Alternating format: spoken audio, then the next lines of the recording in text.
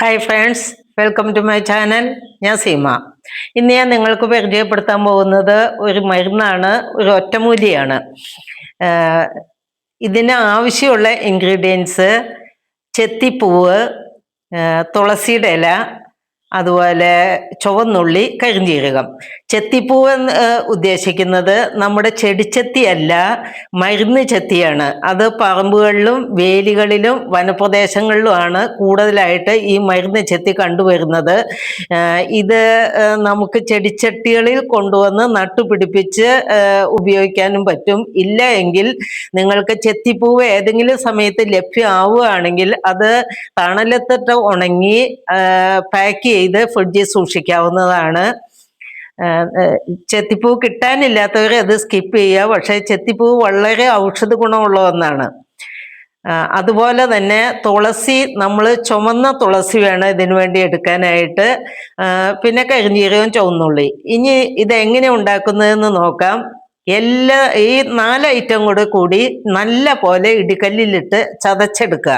നന്നായി ചതയണം. 4ഉം ഒരുമിച്ചിട്ട് വേണം ചതയ്ക്കാനായിട്ട്. നന്നായി ചതച്ചെടുക്കണം. ചെത്തിപ്പൂവ് കിട്ടാനില്ലാത്തവര് കുറച്ച് തുളസിയുടെ ഇല കുറച്ചുകൂടെ കൂടുതൽ ഉപയോഗിക്കുക. അത് ചുവന്ന തുളസി മാത്രമേ ഈ മരുന്നിന് വേണ്ടി എടുക്കാൻ പാടുള്ളൂ. ഇനി നല്ലപോലെ ചതച്ച് നമുക്കിത് എടുക്കാം.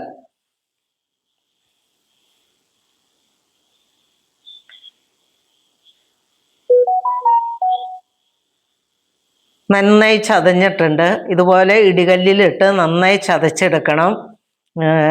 ഇതിൻ്റെ ഉപയോഗം എന്ന് വെച്ചാൽ വിട്ടുമാറാത്ത മൂക്കൊലിപ്പ്, അതുപോലെ തന്നെ തുമ്മല്.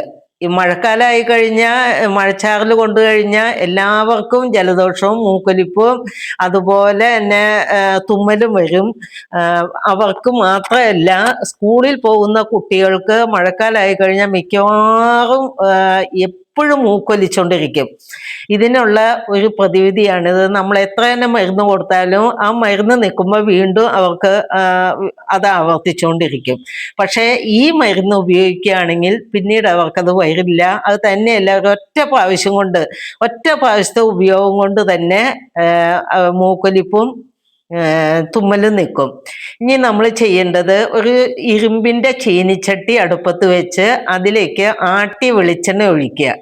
ഇരുമ്പിൻ്റെ ചീനിച്ചട്ടി അല്ലെങ്കിൽ ഓട്ടുരുളി മാത്രമേ വെളിച്ചെണ്ണ കാച്ചാൻ വേണ്ടി ഉപയോഗിക്കാൻ പാടുള്ളൂ. ഞാനിത് സ്ഥിരമായിട്ട് വെളിച്ചെണ്ണ കാച്ചുന്ന ചീനിച്ചട്ടിയാണ്. ഹൈ ഫ്ലെയിമിൽ വേണം ഈ വെളിച്ചെണ്ണ തിളയ്ക്കുന്നത് വരെ വെക്കാനായിട്ട്. തിളച്ചു കഴിഞ്ഞാൽ ലോ ഫ്ലെയിമിലേക്ക് ആക്കണം. തിളയ്ക്കുന്നത് വരെ ഹൈ ഫ്ലെയിമിൽ വെക്കുക. ഈ ജലദോഷം മുതിർന്നവർക്കും കൊച്ചു കുട്ടികൾക്കും, സ്കൂളിൽ പോകുന്ന കുട്ടികൾക്ക് മിക്കവാറും എപ്പോൾ നോക്കിയാലും മൂക്കൊലിപ്പാണ്. അങ്ങനെയുള്ള കുട്ടികൾക്കും മുതിർന്നവർക്കും എല്ലാം ഒരുപോലെ ഉപയോഗിക്കാവുന്ന ഒരു ഔഷധമാണിത്. സ്വിച്ചിട്ട പോലെ നമ്മുടെ ജലദോഷവും തുമ്മലും നിൽക്കും. ഒരൊറ്റ പ്രാവശ്യം ഉപയോഗിച്ചാൽ മതി. ഇത് നെറുകയിൽ തേച്ച് ഒരു 10 മിനിറ്റ് കഴിഞ്ഞതിന് ശേഷം, അരമണിക്കൂർ വെക്കാൻ പറ്റിയ ഏറ്റവും നല്ലത്. ചുരുങ്ങിയത് ഒരു 10 മിനിറ്റെങ്കിലും നെറുകയിൽ വെച്ച് തേച്ച് പിടിപ്പിച്ചതിന് ശേഷം ഒരു 10 മിനിറ്റെങ്കിലും കഴിഞ്ഞാണ് കഴുകി കളയാൻ പാടുള്ളൂ.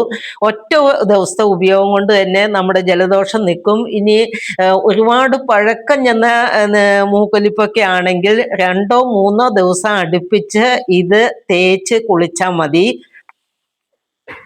പിടിച്ചു കെട്ടിയ പോലെ ജലദോഷം നിൽക്കും. ഇനി വെളിച്ചെണ്ണ തിളച്ചു, ഫയർ ലോവിലേക്ക് ഇടാം. ചതച്ച് വെച്ചിരിക്കുന്ന ഇൻഗ്രീഡിയൻസ് നമുക്ക് വെളിച്ചെണ്ണയിലേക്ക് ഇടാം. ഇനി ഇത് കൈയെടുക്കാതെ ഇളക്കിക്കൊണ്ടിരിക്കണം. ഇത് മൂക്കുമ്പോൾ ഇതിൻ്റെ പത നിൽക്കും. അതുപോലെ തന്നെ ഈ ഇൻഗ്രീഡിയൻസ് ഗോൾഡൻ ബ്രൗൺ കളറായി മുകളിലേക്ക് പൊങ്ങി വരും. ലോ ഫ്ലെയിമിൽ വെക്കുക. അത് പ്രത്യേകം ശ്രദ്ധിക്കുക. അതുപോലെ കൈയെടുക്കാതെ ഇളക്കിക്കൊണ്ടിരിക്കണം. 30 വർഷമായിട്ട് ഞാനിത് സ്ഥിരമായിട്ട് എൻ്റെ വീട്ടിൽ ഉപയോഗിക്കുന്നതാണ്. എൻ്റെ കുട്ടികൾ LKG പഠിക്കുന്ന സമയത്ത് അവർക്ക് എന്നും മൂക്കൊലിപ്പ, നല്ല മഞ്ഞ മൂക്കട്ടയാണ് വന്നുകൊണ്ടിരുന്നത്. അങ്ങനെ ഒരു ദിവസം എനിക്കൊരു മുത്തശ്ശി പറഞ്ഞു തന്നതാണ്. ആ മുത്തശ്ശി അതിൻ്റെ പേരക്കുട്ടീനെ സ്കൂളിൽ കൊണ്ടാക്കാൻ വന്നപ്പോൾ എൻ്റെ മക്കളെ മൂക്ക് തുടച്ചു കൊടുക്കണ കണ്ടിട്ട് ആ മുത്തശ്ശി പറഞ്ഞു തന്നതാണ് ഈ മരുന്ന്. അന്ന് മുതൽ ഞാനിത് സ്ഥിരമായിട്ട് ഉപയോഗിക്കുന്ന, എൻ്റെ വീട്ടിൽ സ്ഥിരമായിട്ട് എന്നും ഈ മരുന്നുണ്ടായിരിക്കും. ഈ വെളിച്ചെണ്ണ ഞാൻ കാച്ചി സ്ഥിരമായിട്ട് വീട്ടിൽ സൂക്ഷിക്കുന്നതാണ്. അതുപോലെ തന്നെ ഒരുപാട് പേർക്ക് ഞാനിത് പറഞ്ഞു കൊടുത്തിട്ടുണ്ട്. ഞാൻ ഒരുപാട് പ്രാവശ്യം ഹോമിയോ മരുന്ന് എൻ്റെ കുട്ടികൾക്ക് കൊടുത്തു. എന്നിട്ടും അവരുടെ ജലദോഷം മാറുന്നുണ്ടായിരുന്നില്ല. ഈ വെളിച്ചെണ്ണ കാച്ചി തേച്ച് ഒരൊറ്റ പ്രാവശ്യം ഉപയോഗിച്ചപ്പോഴേക്കും പിടിച്ചു കിട്ടിയ പോലെ അവരുടെ ജലദോഷം നിന്നു. അന്ന് മുതൽ ഞാനിത് സ്ഥിരമായിട്ട് വീട്ടിൽ കാച്ചി വെച്ചിട്ടുണ്ട്. അതുപോലെ തന്നെ ഇത് മുതിർന്നവർക്കും കൊച്ചു കുട്ടികൾക്കും എല്ലാം ഇത് ഉപയോഗിക്കാം. ഒരു കുഴപ്പമില്ല. വളരെ പഴക്കം ചെന്ന മൂക്കലിപ്പാണെങ്കിൽ 2-3 ദിവസം അടുപ്പിച്ച് ഇത് നെറുകയിൽ വെച്ച് ഒരു 10-15 മിനിറ്റ് കഴിഞ്ഞിട്ട് കഴുകി കളയാം. വേറെ ഒരു മരുന്നും നമ്മൾ ജലദോഷത്തിന് വേണ്ടിയിട്ട് കഴിക്കേണ്ട ആവശ്യമില്ല. ജലദോഷം തുമ്മലും സ്വിച്ചിട്ട പോലെ നിൽക്കും. ഇത് നല്ല കഴുകി വെയിലത്ത് വെച്ച് ഉണങ്ങിയ ചില്ല് കുപ്പികളിലാക്കി വെക്കണം. ഈ വെളിച്ചെണ്ണ അരിച്ചെടുത്ത് ചൂടാറിയതിന് ശേഷം മാത്രം ചില്ല് കുപ്പികളിലാക്കി അടച്ചു വെക്കുക. പിന്നെ നമ്മൾ കയ്യിലേക്ക് ആവശ്യത്തിന് എടുത്തിട്ട് ബാക്കി തിരിച്ച് കുപ്പിയിലേക്ക് ഒഴിച്ചു കഴിഞ്ഞാൽ വെളിച്ചെണ്ണ നാശമായി പോകും. നമുക്ക് ആവശ്യത്തിന് മാത്രം കയ്യിലേക്ക് എടുക്കുക. അത് കൂടുതലുണ്ടെങ്കിൽ തിരിച്ച് ആ കുപ്പിയിലേക്ക് തന്നെ ഒഴിച്ചു വെക്കരുത്.